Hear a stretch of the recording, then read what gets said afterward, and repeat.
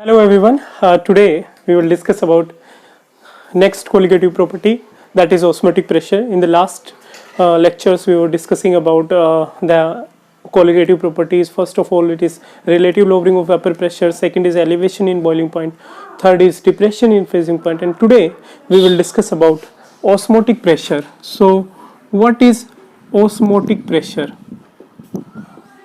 सबसे पहले हमें ये पता होना चाहिए कि ऑस्मोटिक प्रेशर होता क्या है, और उससे भी पहले हमें ये पता होना चाहिए कि ऑस्मोटिक प्रेशर में एक फिनोमिना होता है जिसे हम बोलते हैं ओस्मोसिस। तो ओस्मोसिस क्या होता है प्यारे बच्चों? ओस्मोसिस एक हमारे पास पर्टिकुलर फिनोमिना है जिसके अंदर हमारे पास क्या होता है कि जो मूवमेंट है किसका, सॉल्वेंट मॉलिक्यूल्स का, वो low concentration to high concentration होता है। भाई जैसे अगर मैं डिफ्यूजन की बात करूं तो डिफ्यूजन के केस में जो मूवमेंट है वो high concentration to low concentration होता है।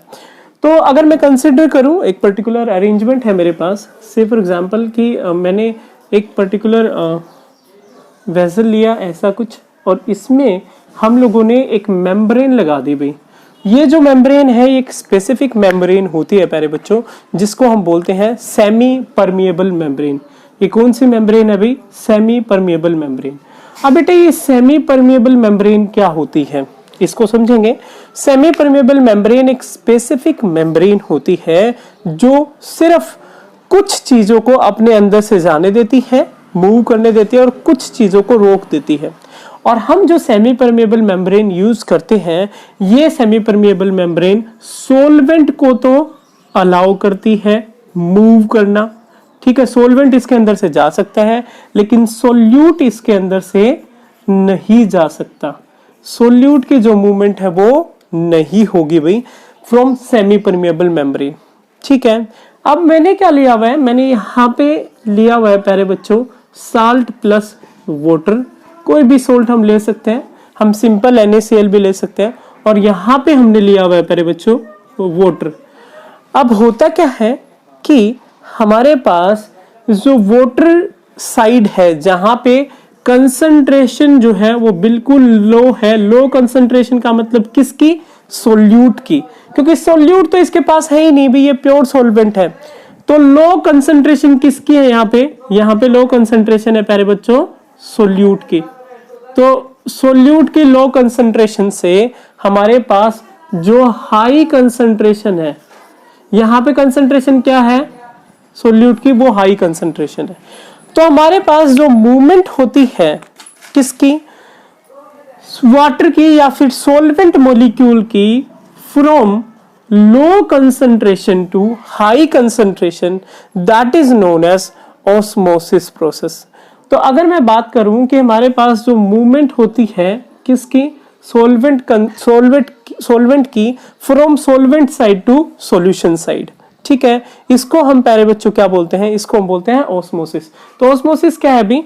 ऑस्मोसिस एक फिनोमिना है, इसको मैं लिख देता हूं यहां पे, the phenomena of movement of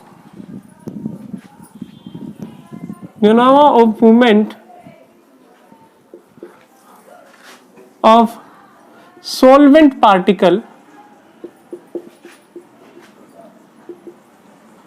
from low concentration to high concentration। अगर हमारे पास मूवमेंट होती है किसकी? सॉल्वेंट मॉलिक्यूल की, from low concentration to high concentration of solution, तो उसको हम क्या बोलते हैं प्यारे बच्चों? इस फिनोमिना को हम बोलते हैं osmosis. So this is known as osmosis, okay. अब हमारे पास बात आती है कि ऑस्मोटिक प्रेशर क्या होता है भाई। जैसे कि हमने ऑस्मोसिस पढ़ा वैसे ही हमारे पास ऑस्मोटिक प्रेशर एक फिनोमिना होता है।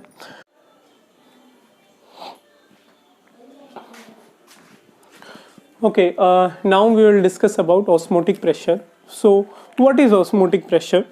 Osmotic pressure क्या होता है प्यारे बच्चों? Osmotic pressure Okay, so in the last lecture or in the last class we have discussed about the elevation in boiling point. Now we will discuss about what is our osmotic pressure.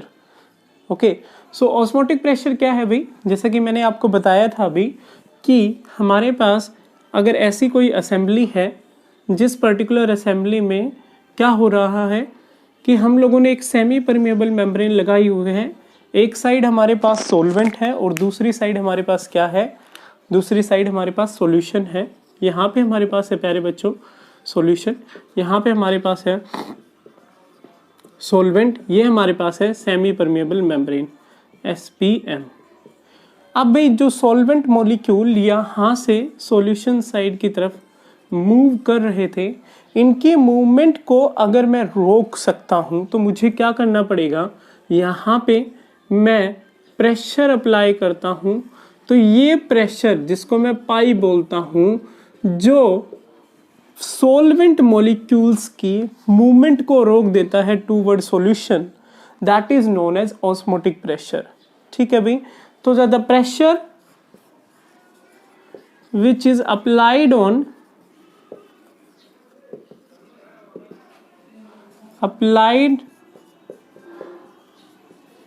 On solution side to stop the flow of solvent molecule.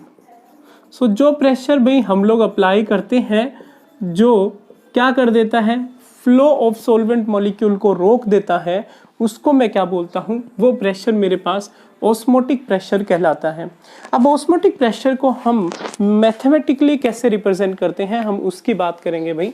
Mathematically osmotic pressure को हम represent करते हैं प्यारे बच्चों, इसकी जो expression होती है वो क्या है, पाई हमारे पास, ऑस्मोटिक प्रेशर को हम पाई से रिप्रेजेंट करते हैं। पाई हमारे पास डायरेक्टली प्रोपोर्शनल होता है कंसंट्रेशन के, और पाई डायरेक्टली प्रोपोर्शनल होता है प्यारे बच्चों टेम्परेचर के। तो pi is equal to what, CRT, where R क्या है, R एक कांस्टेंट ऑफ प्रोपोर्शनैलिटी है, जिस कांस्टेंट ऑफ प्रोपोर्शनैलिटी को हम क्या बोलते हैं, जिसको हम बोलते हैं अभी गैस कांस्टेंट। ये हमारे पास क्या होता है प्यारे बच्चों, गैस कांस्टेंट होता है। C मेरे पास क्या है, C मेरे पास कंसंट्रेशन है, T मेरे पास क्या है, T मेरे पास है प्यारे बच्चों temperature. So this is called as osmotic pressure, pi is equal to what, C into R into T। Okay, तो ये हमारे पास बात हुई ऑस्मोटिक प्रेशर की। फर्दर भाई कंसंट्रेशन को हम लोग लिखते हैं N2/V/RT, वेर N2 क्या है, मैंने आपको बताया था कि हमारे पास जो 2 है ये रिप्रेजेंट करता है सोल्यूट को, सेकंड कंपोनेंट सोल्यूट को रिप्रेजेंट करता है, फर्स्ट कंपोनेंट किसको रिप्रेजेंट करता है, सोलवेंट को रिप्रेजेंट करता है। तो N2/V, तो pi V is equal to N2RT is the equation for osmotic pressure.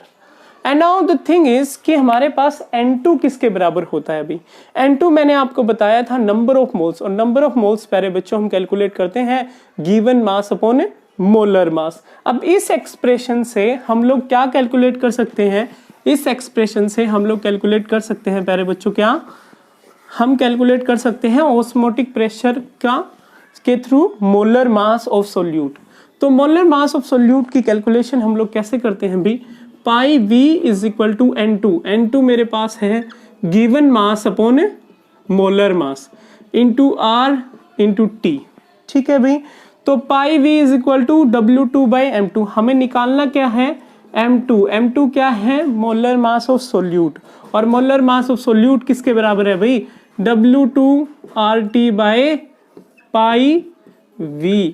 तो यहां से हम लोग मोलर मास निकाल सकते हैं भी किसी भी सोल्यूट का।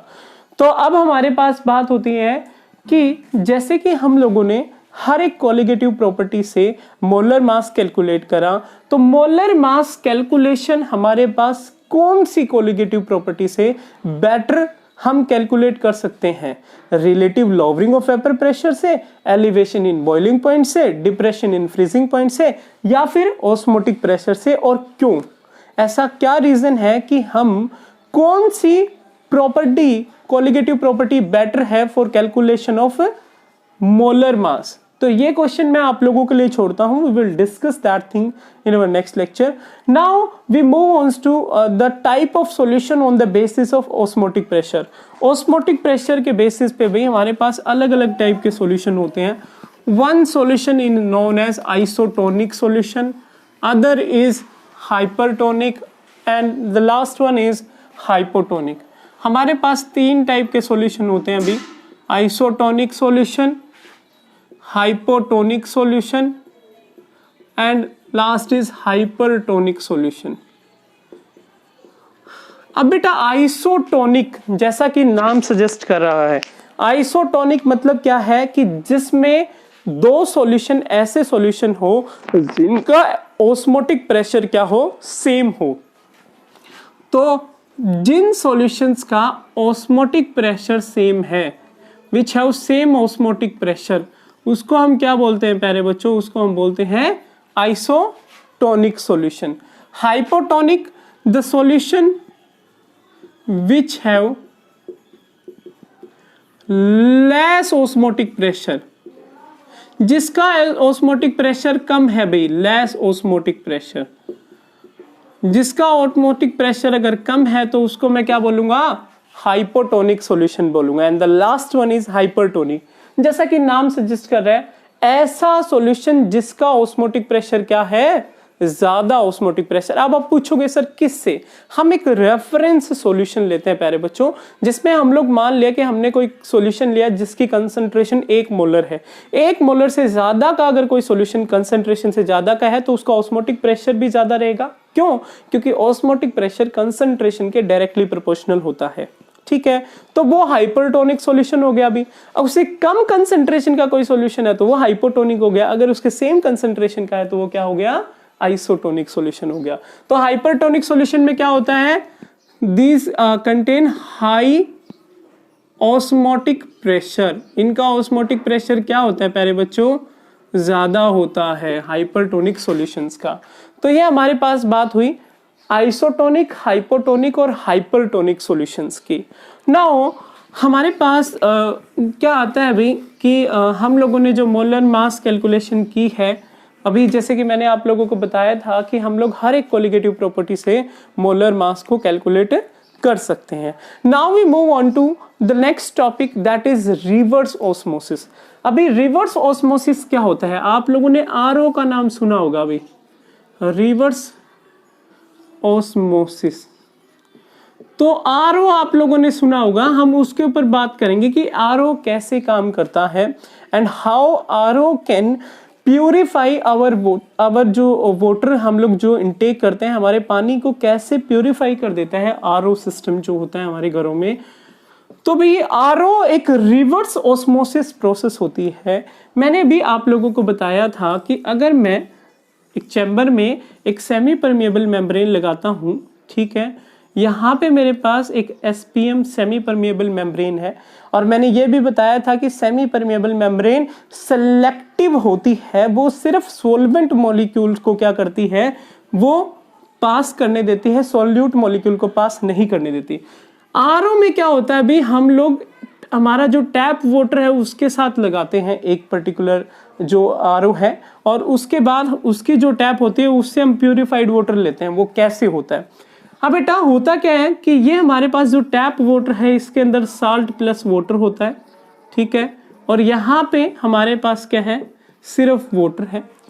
अब भाई हमें यहाँ से यहाँ, मैंने आपको बताया था क्या होता है कि जो सॉल्वेंट मॉलिक्यूल्स हैं वो वाटर साइड से सॉल्यूशन साइड, मतलब सॉल्वेंट साइड से सॉल्यूशन साइड मूव करते हैं. लेकिन अगर मैं प्रेशर लगा देता हूं यहाँ पे, जिसकी वजह से ये फ्लो क्या हो जाए? स्टॉप हो जाए.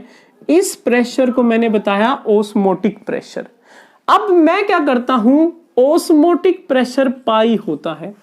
मैं अगर प्रेशर जो मैं अप्लाई कर रहा हूं, जो प्रेशर मैं लगा रहा हूं, वो ऑस्मोटिक प्रेशर से ज्यादा लगा देता हूं. If we apply the pressure more than osmotic pressure, फिर क्या होगा? फिर आपके पास जो ये मूवमेंट हो रहा था ये रिवर्स हो जाएगा, फिर यहां से जो वाटर है वो इस साइड मूव करेगा भाई। तो मूवमेंट कहाँ होगी, मूवमेंट इस साइड होगी, मूवमेंट ऑफ वाटर मॉलिक्यूल इस साइड होगी भाई। तो हमारे पास जो ओस्मोसिस प्रोसेस थी वो क्या होगी, रिवर्स हो गई। अब इस केस में क्या होगा, मैंने बताया सेमी परमेबल मेम्ब्रेन सिर्फ सोलवेंट मॉलिक्यूल को जाने देती है, इसीलिए साल्ट मॉलिक्यूल इसके ऊपर रह जाएंगे भी एसपीएम के ऊपर, और जो हमारे पास वाटर है वो इस तरफ मूव कर जाएगा और यहां से हम लोग वाटर को कलेक्ट कर सकते हैं जो हमारा प्यूरिफाइड वाटर है। तो आरओ सिस्टम जो है, जो हम घरों में यूज करते हैं भाई, वो ऐसे काम करता है।